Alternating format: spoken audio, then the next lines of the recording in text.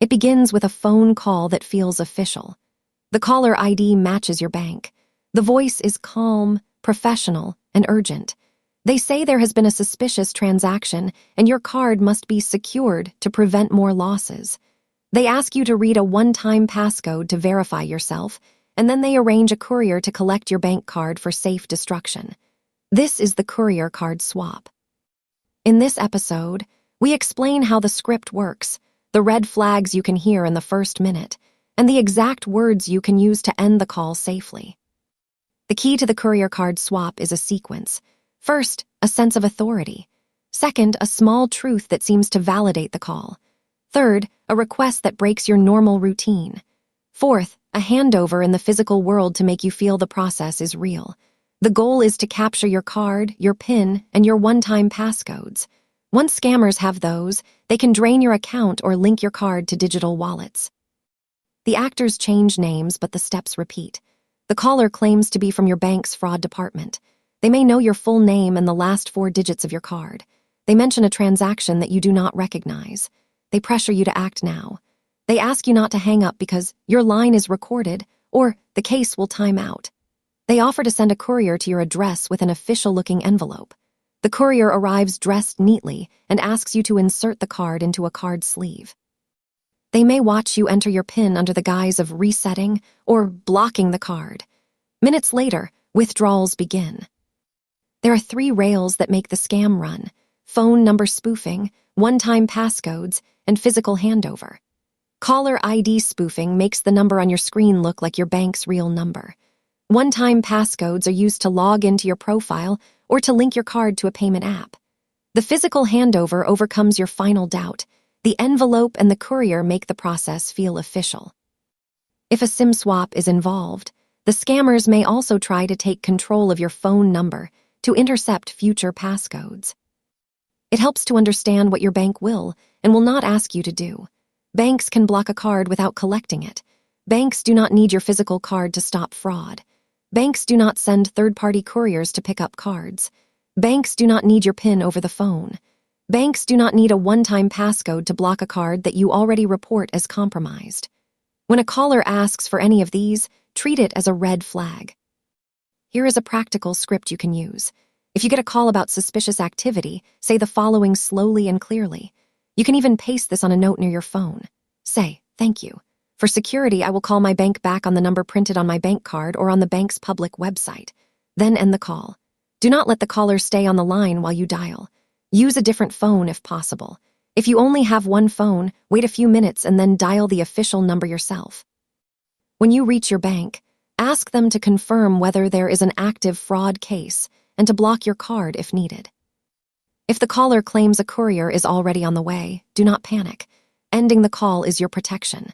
If someone arrives at your gate, do not engage. You do not need to open your door or hand anything to them. If you feel unsafe, call a neighbor, building security, or the police. Remember, real banks do not send couriers to collect cards.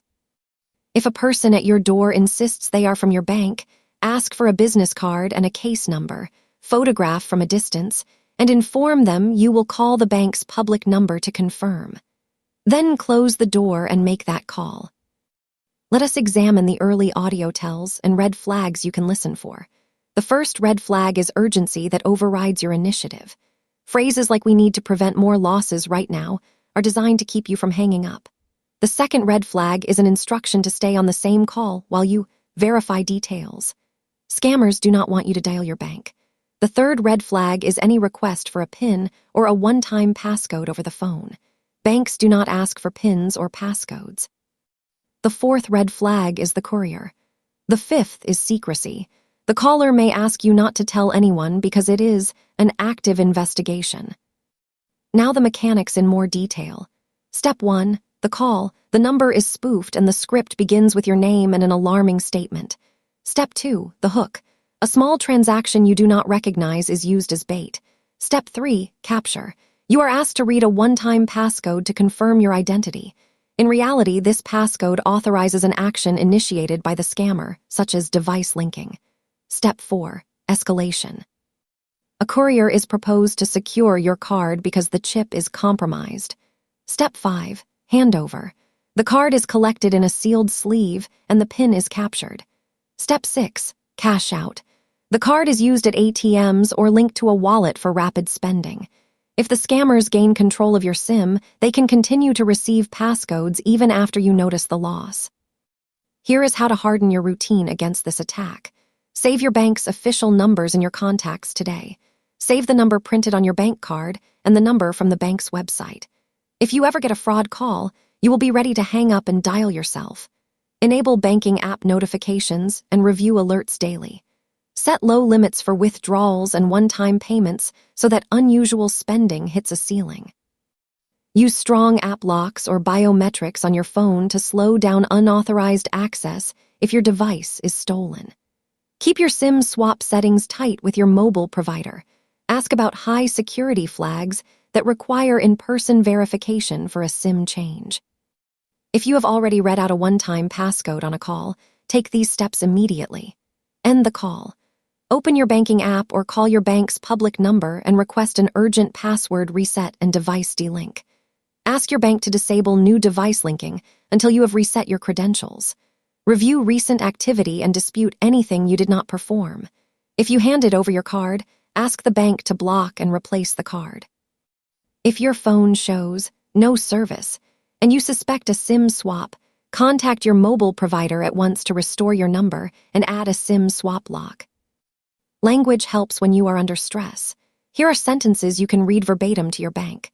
Say, I believe I was targeted by a courier card scam.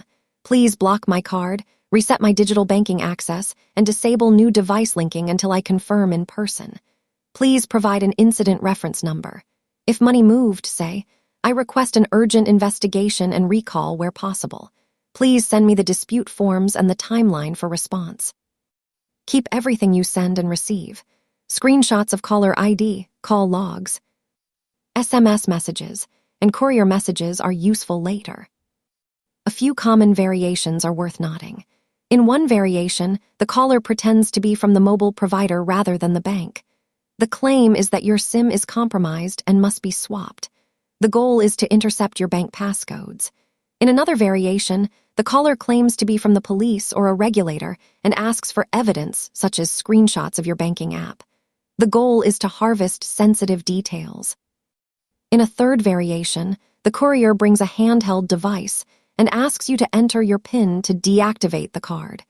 Treat all of these as high-risk signals. It is natural to feel embarrassed if you were tricked. Remember, this scam is designed by professionals who rehearse scripts and chain steps together. The safest response is not shame. It is procedure and documentation. Make the calls, get the incident numbers, and follow up in writing. If you need support, speak to someone you trust and focus on next steps rather than blame.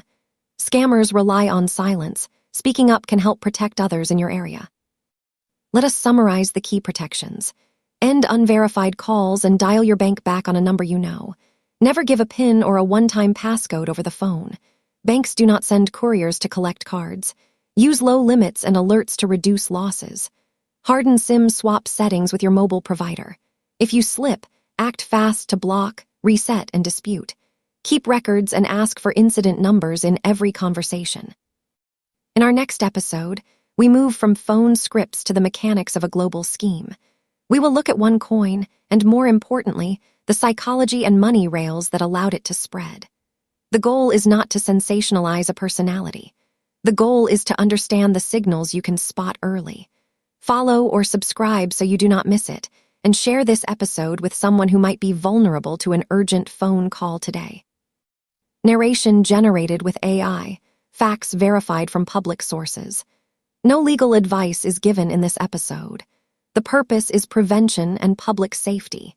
If you have a case tip or a documented pattern to share, use a safe channel and remove personal information that could identify non-public individuals.